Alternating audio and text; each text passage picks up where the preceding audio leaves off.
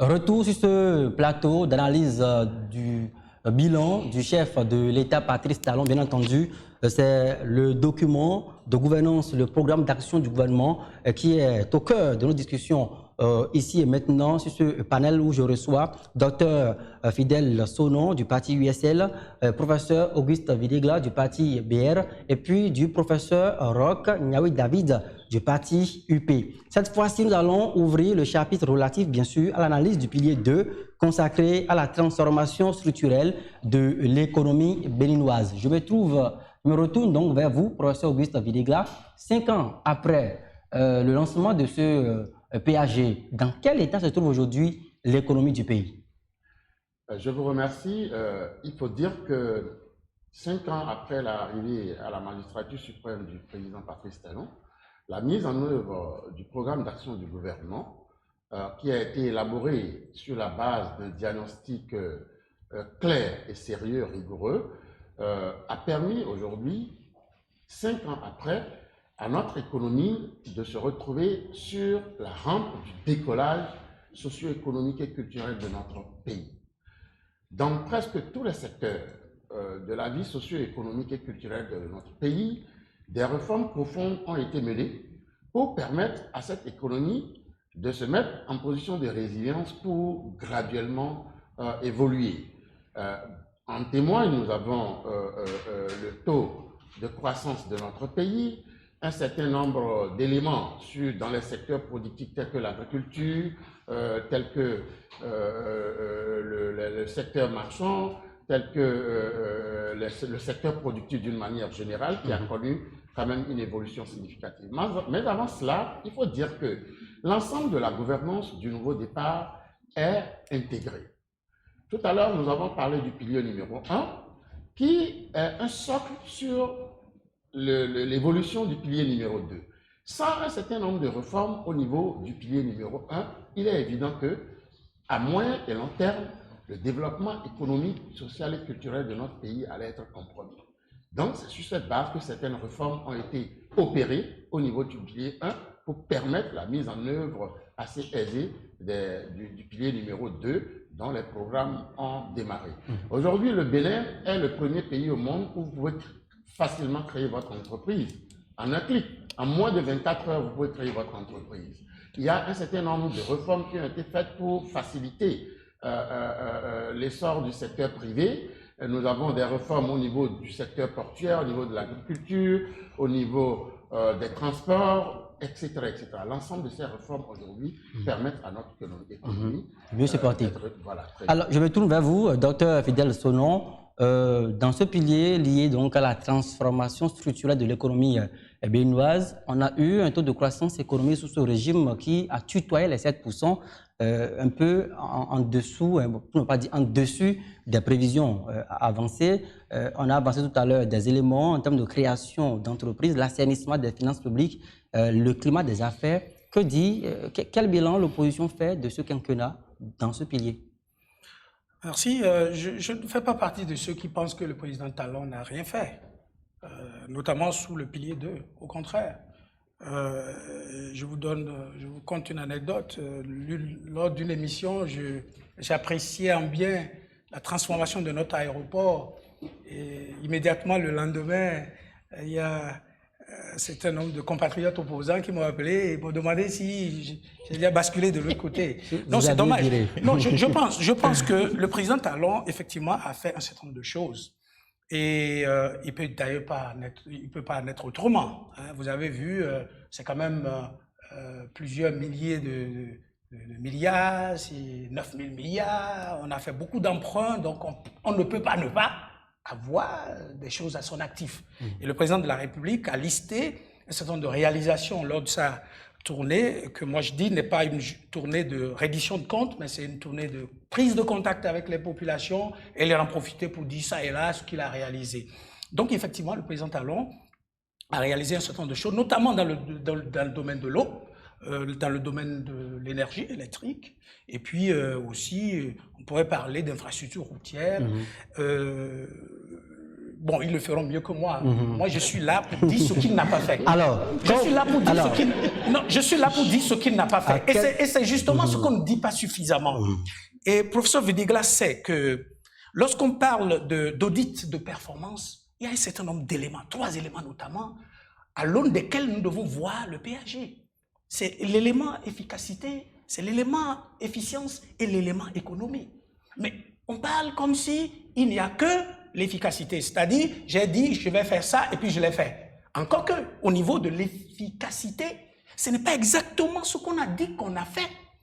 Et c'est ça, lorsque vous commencez par regarder à l'aune de ces 3 éléments, vous vous rendez tout de suite compte qu'il y a eu beaucoup plus d'éblouissement, d'émerveillement que de choses qu'on a véritablement faites. Prenons les domaines où vous avez fait des percées. Infrastructure routière, notamment asphaltage. Tout le monde connaît le mot, même les enfants. Asphaltage. On nous a promis des projets structurants dans le PAG. Ça n'est pas un projet structurant, je suis désolé. Je suis désolé, ça n'est pas un projet structurant. C'est conjoncturel alors. C'est ce que j'appelle les nice to have. Ça dit, c'est bien, c'est très joli. Quand je passe par là, c'est bravo à vous. C'est très beau. Mais en termes de priorisation, ce n'est pas un projet structurant. Un projet structurant, c'est un projet dans lequel vous mettez de l'argent, qui vous produit de l'argent pour que vous assurez le service de la dette. Absolument. Donc, si j'avais à choisir, qu'est-ce que je fais? Je préfère privilégier la connectivité entre les grandes villes du Bénin que la circulation aisée à l'intérieur des villes, puisque les ressources ne sont pas illimitées, les ressources sont limitées. Donc, je commence d'abord par régler le problème. Moi, pour venir ici, je suis venu de Calavi, j'ai été obligé de passer par Kokotoba. Et tous ceux qui vivent à Calavi savent que lorsque parfois vous faites 4 heures, vous déposez quelqu'un à l'aéroport pour aller à Abidjan, la personne atterrit et vous appelle et vous êtes encore en route. Lorsque vous voyez le pont de Djonou, l'état dans lequel c'est, et on vient de finir 5 ans, lorsque j'ai de l'argent à mettre dans des infrastructures routières, qu'est-ce que je fais? Je mets d'abord là, parce que ça nous apporte de l'argent. C'est par là que passent tous les camions qui vont à l'intérieur du pays. Donc voilà, je ne dis pas que l'asphaltage est mauvais, c'est bien, mais c'est le nice to have.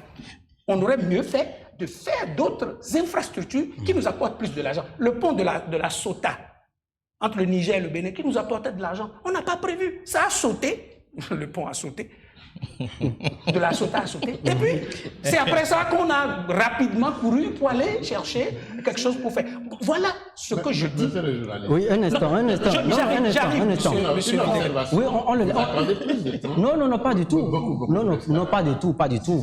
Lorsque vous aurez votre temps, lorsque vous aurez tout à l'heure votre temps de parler. Non, cher monsieur, il faut revenir donc à l'essentiel. Monsieur Vidiglas, lorsque tout à l'heure vous aurez votre temps de parole, considérez que vous le partagez avec un autre débatteur qui se réclame de la même chapelle que vous. Donc, tenez également compte, on va y aller. Alors, pas forcément l'égalité. Alors, je voudrais maintenant que vous puissiez finir en 2 minutes sur le service de la dette. Parce que c'est un débat qui cristallise et qui polarise la société béninoise aujourd'hui. Est-ce que le taux d'endettement du pays, tout au moins maintenu en deçà donc des 110%, nous l'avons reconnu au sein de l'UEMOA, est-ce qu'on a débat à faire là-dessus? C'est un débat trop technique. On ne va pas s'embourber dans ça. Mais je vais vous dire quelque chose. On s'endette un peu trop. Mais ce n'est pas l'endettement le problème. L'endettement n'est pas une mauvaise chose en soi. Voilà. Oui, parce que si vous endettez, vous mettez dans des projets structurants, des projets qui peuvent vous apporter de l'argent pour que vous payiez rapidement la dette. C'est une très bonne chose. Mais je ne suis pas très rassuré parce que justement, je n'ai pas un rapport d'efficience. Parce que l'efficience regarde l'argent qu'on a mis versus ce qui est sorti. Je n'ai pas un rapport d'efficience pour savoir, asphaltage, c'est superbe. Mais combien d'argent on a prévu, combien d'argent on a mis dedans? Moi, je n'ai pas encore vu. J'ai appris que la BAI, le bureau, le BAI est en train de faire une évaluation. Je pensais que le bureau a fini. C'est pour ça que le chef de l'État est allé faire la reddition des comptes. Moi, je voudrais qu'on fasse un rapport d'efficience aussi pour nous dire des plusieurs milliers de milliards qu'on a pris sur le marché financier, combien sont allés dans des projets structurants. Et je n'ai pas ce rapport. Je ne dis pas que ça n'a pas été fait, mais je dis que je n'ai pas vu un rapport qui me le dit. Et donc, quand on n'a pas ce rapport, on s'inquiète de ce taux d'endettement. Parce que vous avez entendu que oui, le régime précédent s'est endetté, mais aujourd'hui, on s'endette davantage. Très bien. Et je ne vois pas, personnellement, dans quel projet structurant on les met pour que cela me rassure qu'on ne va pas laisser à ce pays plus de dettes qu'on ne craignait au départ. Alors c'est vrai que dans la presse continentale africaine, on a annoncé que la dette cumulée, qu'elle soit intérieure ou bien extérieure du Bénin, dépasserait donc les 4 000 milliards. Dans la loi de finances votée au Parlement en début donc, du mois, le gouvernement prévoit quand même éponger plus de 600 milliards de dettes au cours donc, de l'année qui va s'ouvrir. Ce sont des chiffres qu'on communique rapidement ici. Je me retourne vers vous, professeur Roch Nyawi David. Alors, par rapport donc à l'économie, aujourd'hui, que vivent les populations dans votre ménage, dans nos ménages, dans les coins reculés du Bénin? Est-ce qu'on a le sentiment que le Bénin a fait des bons en avant? Je voudrais revenir sur quelque chose. C'est juste une petite pique que je vais lancer au docteur Sono, parce que je ne comprends pas les opposants. C'est toujours des gens qui trouvent à redire. Toujours, tout le temps. C'est vrai qu'il a de temps en temps un bémol. Mais la plupart du temps, vous avez des gens qui klaxonnent alors qu'ils sont en train de rentrer dans un mur. Je n'arrive pas à comprendre. Et ça me gêne fondamentalement. Alors, en revenant à l'économie, écoutez, si nous prenons seulement l'exemple des routes, si je prends une dame ou bien un cultivateur qui produit de la tomate dans un fin fond quelque part, si cette personne n'arrive pas à écouler cette tomate sur le marché, qu'est-ce qui va se passer? On n'aura pas de tomate dans nos ménages, elle ne pourra pas se faire un profit déterminé, et pour réaliser tout cela, c'est qu'il faudra acheminer les tomates d'un point A à un point B. Donc, nous voyons l'utilité des routes. Absolument, il faut passer par les routes d'abord pour que le développement puisse se faire. Vous dites pont de Dionou, par exemple. Regardez, quand vous construisez parfois, vous avez un plan, et ça vous permet d'ailleurs de parler de cette efficience. Vous avez un plan de départ, et ensuite survient quelques difficultés. Vous serez obligé de réajuster. Si vous ne réajustez pas, vous allez faire une construction qui, 2 ans après, va s'effondrer, tout simplement. Donc, même cette efficience dont vous parlez, ce n'est pas encore tard de la sortie, parce que c'est toute une analyse économique qu'il faut faire et pour donner des chiffres qui soient à la hauteur de ce qui se fait. Est-ce qu'aujourd'hui, les Béninois vivent mieux qu'il y a 5 ans? En tout cas, moi, dans mes environnements, je vois des gens qui sont heureux parce qu'ils se disent, mais on a le minimum qui nous permette de survivre à nos besoins. Nous ne sommes pas en train de chercher le superflu, ce qui peut-être arrivait par d'autres moyens, mais les gens se contentent aujourd'hui de ce qu'ils ont. Il y a d'ailleurs un classement des pays où il y a le bonheur, où le Bénin figurait en bonne position. Ça a fait rire des opposants. Vous trouvez que c'est un classement sérieux? Mais c'est sérieux parce que les gens ne se plaignent pas. On se contente de ce que l'on a. Et avec notre alimentation, chacun vit à la manière de sa culture. Professeur Auguste Villegras, sur la même question. Oui, mais absolument que le Béninois aujourd'hui arrive à mieux vivre, parce que pour relever votre question et un peu ce que les opposants relèvent comme situation, c'est que les salaires, les salariés ont toujours eu leur salaire. L'ouvrier qui travaille dans son atelier a toujours travaillé. Plus il travaille, plus il gagne de l'argent. Le cultivateur a vu sa condition s'améliorer parce que les surfaces cultivables aujourd'hui ont augmenté, notamment dans le secteur du coton et dans d'autres secteurs tels que l'ananas, etc. et tout, l'anacarde. Donc, on ne voit pas en quoi est-ce qu'on dit que la situation de vie du Béninois s'est dégradée comme le soutiennent les autres. Au contraire. Alors, est-ce que la richesse produite ces 5 dernières années est redistribuée de façon efficace? Elle est redistribuée de façon efficace parce que les conditions sont en train d'être créées pour rendre très dynamique notre secteur productif. Rien ne peut être fait parce que c'est quand même un État. Hein.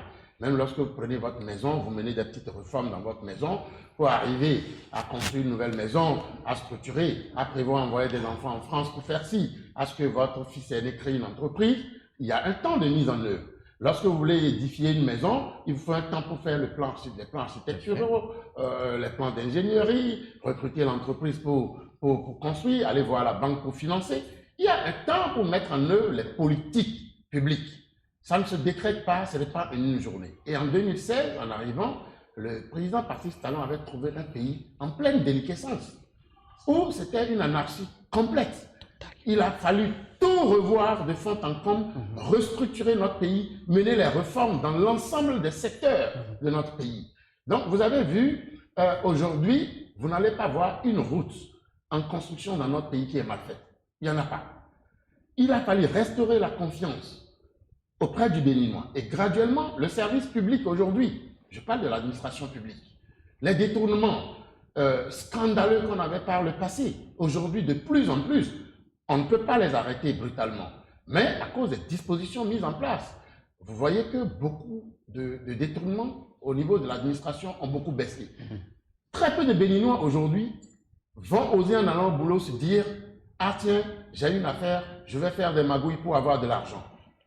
Nous savions ce qui se passait dans l'administration avant. C'est des réformes profondes qui ont été menées pour rendre notre administration plus dynamique, plus crédible, plus disposée et au service du citoyen, et non au service des individus. D'ailleurs, on a entendu le chef de l'État au cours de sa tournée dire que désormais, il fallait investir le mode de formation et que le pays sera engagé dans une voie d'industrialisation assez poussée. Mais la question que je voudrais vous faire avant de revenir ici rapidement vers M.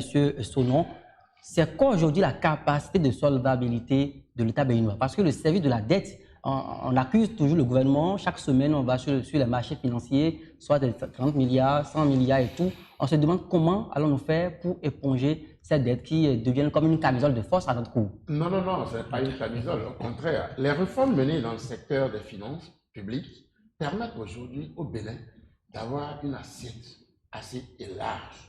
Vous savez que notre État n'est pas un État pétrolier, n'est pas un État uranifère, n'est pas un État aurifère où il y a de l'or, etc. Donc, notre État, notre finance publique fonctionne sur la base purement fiscale. Nous avons le port autonome, nous avons l'assiette fiscale qui est large. Je vais vous donner un exemple. Par le passé, sur environ, je prends une échelle assez petite, sur environ 1000 personnes, citoyens béninois ayant un titre foncier, à peine 5% payaient les taxes à l'État. Ce qui est inconcevable. Aujourd'hui, graduellement, tous les Béninois ayant une maison avec titre foncier, ayant bâti, ou même pas, doivent payer à l'État. Parce que c'est ça. C'est les impôts qui financent le développement. Les Blancs, les Européens envoient l'aide au développement. C'est sur quelle base ils envoient ces aides au développement? C'est les impôts de leur pauvre population. L'agriculteur paye les impôts. Au Bénin, combien d'agriculteurs payent l'impôt? Il n'y en a pas. Les commerçants payent les impôts. Même en Europe, les chômeurs qui n'ont pas d'emploi payent des impôts. C'est pour vous édifier. Comment réussir le développement lorsque nous n'élargissons pas notre assiette fiscale? Aujourd'hui, les réformes menées ont permis d'élargir l'assiette fiscale, de créer des niches qui permettent à l'État d'avoir des ressources pour refinancer son économie, pour investir dans le secteur social, etc. Donc, l'endettement dont on parle, en fait, elle est très relative. Et quand vous voyez, il y a des dettes qui sont des dettes de court terme, des dettes de moyen terme, ça dépend du type de dette dont on parle. D'accord, très bien. Alors, vous avez... on va sur le marché financier, pour faire un emprunt obligataire sur 1 an, ce n'est pas une dette pour un État, c'est rien du tout. Tout à fait. Donc, vous voyez, très bien. Alors, vous nous aidez donc à faire donc une connectivité entre le pilier 2 et le pilier 3, puisque le pilier 3, c'est l'amélioration des conditions de vie des populations. Tout est agencé parfaitement parce qu'il n'y a pas de conditions de vie agréables sans économie prospère. Nous allons recueillir maintenant votre opinion sur quel lien vous faites de cette richesse qui est produite au Bénin depuis 5 ans bientôt et les conditions matérielles de vie des populations. Non, je crois que je disais que lorsque vous n'avez pas réussi dans le pilier 1, vous ne pouvez pas réussir dans le pilier 2 et 3. Parce que justement, le PAG, il est dit dans le PAG que 61% vont être financés par les privés et le reste par l'État béninois. Alors, de quel privé parlez-vous lorsque vous avez dégradé l'environnement démocratique, l'environnement des affaires? Et je ne suis pas étonné que les 45 projets, dans les 45 projets phares, que vous n'avez pas fait beaucoup de percées. C'est pour ça que je parlais du réalisme. Parce que justement, on compte sur le privé et aucun privé véritablement n'est venu. Maintenant, le troisième pilier, puisque vous voulez que nous en parlions, il a évoqué le taux de croissance. Si le taux de croissance sortait les pays de la pauvreté, je crois que les régimes passés aurait sorti le Bénin de la pauvreté depuis. Parce qu'on parle comme si le Bénin est né en 2016. Le président Yahi Boni, puisque vous aimez les comparaisons, a fait en 2013 un taux de près de 8%, 7 points et quelques. Mais aujourd'hui, on a fait 6,4 et on fait comme si personne ne l'a fait avant. Le président Soglo a tutoyé 9%. En 1990, le président Kérékou a tutoyé les 2 chiffres. En 1983, on peut aller vérifier les chiffres. Alors, c'est pour vous dire que les taux de croissance ne sortent pas forcément les pays de pauvreté. On est premier en ça, on est premier dans le coton. Oui, ce que j'aimerais savoir, combien l'État béninois, les régies de l'État ont engrangé. C'est ça que moi j'aimerais savoir de la production cotonnière. Maintenant, pilier 3, c'est sous le pilier 3 que vous aviez un projet excellent, Arche. C'est pour ça que je dis votre document est excellent. Votre document excellent, c'est l'implémentation. Non, le programme. C'est le programme. C'est l'implémentation qui pose problème. Projet Arche. Nous avons le projet Arche. Et pourtant... Alors, c'est le projet Assurance pour le renforcement du capital humain. Exactement. Exactement. Nous avons le projet. C'est actuellement qu'on est en train de gongonner pour identifier les plus pauvres. Non, après 5 ans. Non. Suivez le RTB. Vous ne connaissez pas, on va vous expliquer. Non, c'est pas exactement ça. Bon, je vais vous donner quelques exemples pour montrer que... C'est des contre-vérités. C'est des contre-vérités sur lesquelles on peut pas... C'est mon temps de parole. Je vais finir très rapidement. Vous reprendrez la parole. Nous allons le laisser continuer. Patienter. Oui, on va s'écouter. Vous savez qu'aujourd'hui, au CNHU, il y a presque des prisonniers, des patients prisonniers, alors que vous exécutez, mais oui, expliquez-moi le concept. Ça paraît nouveau. Oui, des patients qui sont en séjour. C'est-à-dire quoi? C'est des patients. C'est simple. C'est simple. S'il vous plaît. Oui. Nous allons y revenir. Mais vous grignotez dans mon temps, vous m'empêchez de parler. On va s'écouter, s'il vous plaît. On va s'écouter, s'il vous plaît. Depuis que j'ai pris la parole, je n'ai pas pu parler. Les opposants qui se plaignent de ce que vous dites là. Depuis que j'ai pris la parole, je n'ai pas pu parler. Je dis, au CNHU aujourd'hui, est-ce que vous savez qu'il y a des patients prisonniers? C'est-à-dire des indigents qui, après leurs soins, n'ont pas pu payer les soins et qui sont retenus prisonniers. Si nous sortons d'ici, tout de suite, nous irons. Et je vais vous les montrer. Ils sont gardés en attendant de solder ce qu'ils doivent. Est-ce que vous savez que des dialysés, depuis quelques années, meurent par centaines? Parce que la prise en charge n'est plus effective. Ça, c'est des indicateurs qui montrent que votre belle intention mise dans le projet Arche ne fonctionne pas. Donc, il ne faudrait pas qu'on dise, peut-être que ça prendra du temps à prendre, mais tellement vous nous éblouissez avec ce que vous avez fait, que personne n'a fait, qu'on a envie de vous donner des exemples qui montrent que ça ne fonctionne pas. Très bien. Professeur Auguste Vidigla, est-ce qu'aujourd'hui, avec les plus de 800 000 emplois créés, annoncés par l'INSAE, avec les cantines scolaires distribuées donc dans les écoles pour profit donc des enfants, des apprenants, avec un hôpital de référence en construction à Boum-et-Calavi, les travaux ont démarré, a-t-on appris, et la fusion, la FUSI, la Force unique de sécurité intérieure, donc la police républicaine. Est-ce que vous mettez toutes ces réformes dans un package qui aujourd'hui peut justifier le fait que, du point de vue vécu des populations, nous sommes à l'aise, nous sommes en paix? Mais absolument. Avant que je n'aborde ça, je voulais juste rassurer mon ami, Dr Sono, qu'il a parlé du pont de Djonou, de la Sota. Tout à l'heure, ça peut vous dire. Le pont qui a sauté. Le projet de contournement nord. Ah, n'abordez pas ça. Calmez-vous, s'il vous plaît. N'abordez pas ça, parce que c'est une catastrophe. Non, vous n'en savez rien du tout. Ah oui? Non, puisque vous n'avez rien vu. Vous savez, écoutez, calmez-vous. Le chronogramme est là, vous ne l'avez pas exécuté. Maintenant, vous savez, pour mettre en œuvre un projet, ce n'est pas vos projets que vous menez. Non, mais c'est vous qui avez écrit. Laissez-moi terminer. Oui. J'ai tendance à dire un peu le journaliste. Il grille dans mon temps. Je vous ai triché. C'est un peu taquin. Ça pimente le débat parfois. C'est des projets intégrateurs. Nous avons le contournement nord-est de Cotonou qui quitte Sémékodi pour atterrir à Calavi, qui a prévu l'ensemble des bretelles, l'ensemble des carrefours giratoires, des ponts, etc., qui vont permettre désormais une circulation très fluide et intégrer la ville de Ouida, Cotonou, Porto-Novo dans un ensemble homogène. Donc, rien n'est fait au hasard dans les programmes du nouveau départ. Pour revenir à votre question, évidemment, vous savez... Alors, ça sera votre conclusion en même temps, puisque nous avons encore 5 minutes à égrener dans ce panel. Vous m'avez... on verra bien. Allez-y.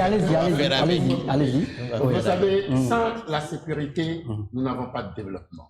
Vous constatez que depuis l'arrivée du président Patrice Talon, depuis la grande réforme de la police républicaine, de la gendarmerie, vous voyez que les actes de délinquance ont largement régressé, les hold-up auxquels on assistait sur une route ont largement baissé. Vous avez vu aussi qu'au niveau des investissements dans le secteur de l'eau, des investissements massifs ont été réalisés. En 2015, nous étions à 2 500 000 Béninois qui avaient accès à l'eau potable. En 2020, nous sommes pratiquement à un peu moins de 7 millions de Béninois ayant accès à l'eau potable. Soit un taux de réalisation de près de 200% par rapport à ce qui a été fait depuis les années des indépendances. Parce que de 2 500 000 Béninois, on est passé à 7 millions de Béninois ayant accès à l'eau potable. C'est extraordinaire quand nous savons que l'eau, c'est la vie. L'eau, c'est l'éducation, c'est la santé, c'est beaucoup de choses. Et l'objectif n'est pas atteint, c'est ce qu'il voulait parler en disant efficience, parce qu'au début, nous avons prévu atteindre 100% de Béninois en 2021. Mais souvent, lorsque vous élaborez les programmes et les projets, il y a des phases études. Et entre la phase étude générique lors du diagnostic et la phase mise en œuvre, les réalités sur le terrain souvent nous amènent à allonger sur le temps. Je vous donne un exemple très simple. Dans le domaine de l'eau, nous avons voulu faire le barrage d'Aïdeko. Ce barrage était prévu durer en termes de réalisation pour 24 mois. Mais rien que la phase d'installation du chantier, c'est un projet pratiquement 54 milliards de francs CFA, rien que la phase d'installation du chantier, avec les énormes boulots d'étranglement qui se sont succédés, la phase d'installation a mis 24 mois. Et c'est seulement récemment que le projet est rentré dans sa phase active. Ce sont ces genres de contraintes auxquelles on a été confrontés. Les populations, quelquefois, qui disent non, nous ne dégarcissons pas, il faut mettre des mois à négocier, à faire des interventions avant que les projets ne puissent s'installer. Ce sont des facteurs endogènes auxquels on n'a pas tenu compte dans un certain nombre d'évaluations. Donc, à l'épreuve de l'exercice du pouvoir, il y a des contingences que vous n'avez pas prévues. C'est universel. Très bien. Oui, vous voulez continuer. Oui, pour terminer. Que c'est mon mot de fin. Oui, évidemment. S'il vous plaît. Oui. Tellement il y a de choses à dire. Oui, effectivement. On ne peut pas faire ce bilan en une heure. Ils nous font un débat beaucoup plus long que ça pour aller dans le fond. Parce que nous devons éclairer nos concitoyens sur les avancées extraordinaires réalisées en moins de 5 ans.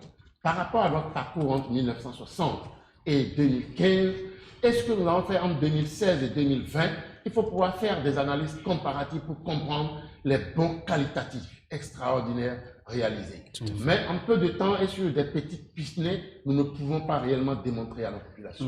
Moi, je vous recommande vivement d'organiser une émission un peu plus longue où nous pouvons aller dans les détails, expliquer les méthodologies utilisées, les boulots d'étranglement, les difficultés. On dit, tant que tout n'est pas encore fait, rien n'est encore fait. Nous n'allons pas nous satisfaire aujourd'hui de ce qui a été fait, mais nous savons que depuis les indépendances, c'est pour la première fois que nous pouvons être fiers d'être béninois, parce que nous avons accompli quelque chose d'extraordinaire dans tous les secteurs de la vie.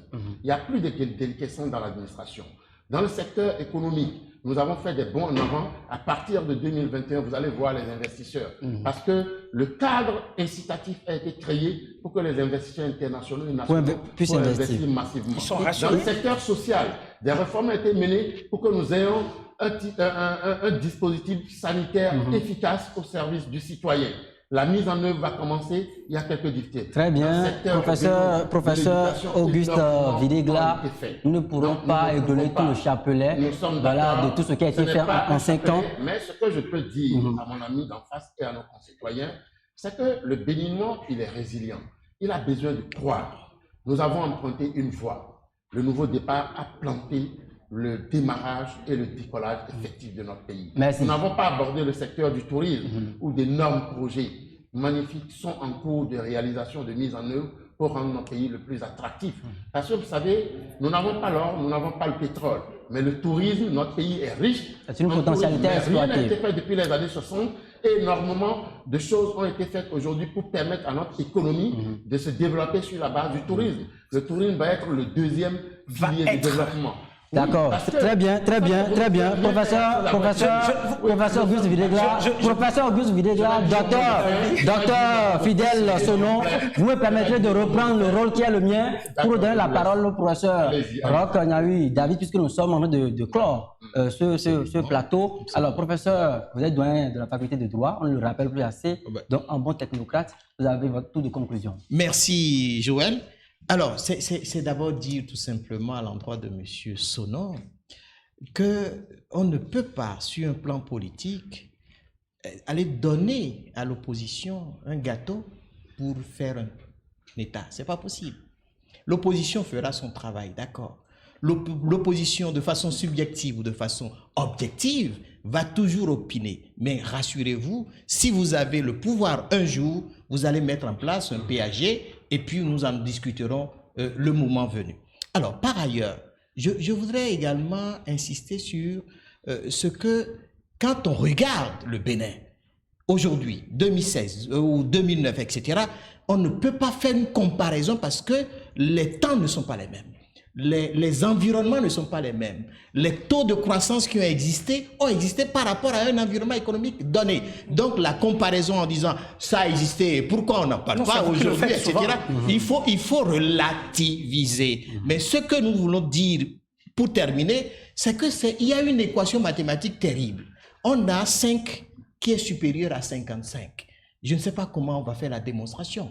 5 ans qui démontrent que pendant 55 ans, on n'a rien fait et en 5 ans seulement, on a bondi. Le Bénin est devenu un pays qui est vu à l'étranger comme... D'ailleurs, certains ont dit, prêtez-nous votre président. Merci. D'accord. Wow. J'espère que les Béninois de la... Bon, en tout cas, les Béninois vont aviser sur cette question. Vont-ils accepter de prêter leur président à un autre pays? Je n'en sais rien. Votre conclusion, docteur Fidèle Sonon? Ma conclusion, j'aimerais parler de 2 choses très rapidement. Il a parlé du cantonnement nord-est de Cotonou. Voilà un projet très pertinent. Mais ils n'ont pas bougé. Et je peux citer plein d'autres. Si on prend les 45 projets, projet par projet, vous allez vous rendre compte que le PAG n'a pas bougé du tout. Mais parlons de ça. La raison pour laquelle vous ne l'avez pas fait, ce n'est pas parce que les gens n'ont pas déguerpi, ce n'est pas parce que vous avez des problèmes fonciers. Non, ce n'est pas ça. C'est parce que vous avez prévu 345 milliards. Tous ces 345 milliards venant du privé. Quel privé va prendre le risque dans l'environnement qui est le nôtre? C'est ça la réalité qu'on ne vous dira pas. Et vous avez passé 5 ans, et c'est vous qui avez mis ça ici, 5 ans, dans le chronogramme, et vous n'avez pas commencé. Et c'est ça, rien ne me rassure que vous allez le faire. Donc quand vous mettez les choses au futur, moi ça m'inquiète. Et je vais finir par dire ceci. Le professeur a dit tout à l'heure, et c'est ça qui effectivement peut choquer un peu. On donne l'impression qu'en 5 ans, on a fait des choses que personne n'a fait. Je vous donne l'exemple dans le domaine de l'eau, où vous avez percé. Quelques secondes. C'est dans le PAG, ce que je lis. Les efforts déployés à partir des années 90 ont permis l'augmentation de taux de l'amélioration significative de la fourniture d'eau potable en milieu rural et semi-urbain sur toute l'étendue du territoire. En 2015, je répète, en 2015, le taux de desserte est ressorti à 67,6% en milieu rural, ce qui a permis au Bénin d'atteindre l'objectif de l'OMD, etc., etc. Et le président Talon a dit récemment qu'ils sont à 70%.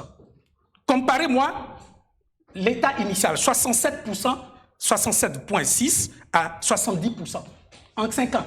OK? Et vous voulez en 5 prochaines années atteindre 100%. Suivez-moi, suivez-moi. Vos antécédents ne me rassurent pas. Et vous-même, vous avez dit dans votre document de PAG qu'il y a eu des efforts extraordinaires qui ont été faits. C'est ce que je viens de lire. Et vous avez fait 3 points seulement. Et vous nous dites qu'en 5 ans, vous allez atteindre 100%. Le document que vous avez lu n'est pas officiel. OK. Oh là là! Oh là là! Merci beaucoup. Oh là là! Merci. Oh là là! C'est votre document. Vous l'avez écrit. Merci. Non. Merci beaucoup à vous. Merci beaucoup à vous. Merci, c'est le professeur Auguste Videgla, merci d'être passé opiner sur ce plateau. Membre donc du Parti Bloc républicain, chargé de mission du chef de l'État, Merci d'avoir accepté notre invitation. Merci également à vous, professeur Roch Niaoui David, doyen de la FADESP, avocat au barreau du Bénin. Vous êtes enseignant de droit et vous êtes surtout membre du bureau politique du parti Union Progressiste. Et puis enfin, le docteur Fidèle Sonon du parti USL, vous êtes consultant en management des organisations. À chacun et à tous, nous disons donc un merci spécial. Merci d'avoir donc pris ce rendez-vous. On ne pourra donc pas tout dire en 1 heure. Le rendez-vous est pris si les invités encore sont disponibles pour d'autres rendez-vous de décryptage et d'analyse par rapport au sujet d'intérêt au Bénin. À tout de suite. Envie de fraîcheur? Recherchez-vous des climatiseurs de qualité à basse consommation d'énergie électrique? La solution, c'est Airfroid Technologies. Airfroid, ce sont des climatiseurs écologiques, silencieux et surtout très économiques. Nous disposons aussi de la marque Galanz. Découvrez la toute nouvelle technologie, les climatiseurs inverteurs. Une technologie exceptionnellement élaborée pour les zones de forte baisse de tension. Ils sont aussi élégants que silencieux. Vous ne serez que séduit par la qualité de leur fraîcheur et surtout leur très faible consommation électrique. Une technologie entièrement tropicalisée, pièces de rechange disponibles. Visitez notre showroom à Cotonou, à 100 mètres du commissariat central en allant vers l'église Saint-Jean. Contacte 61 17 63 77.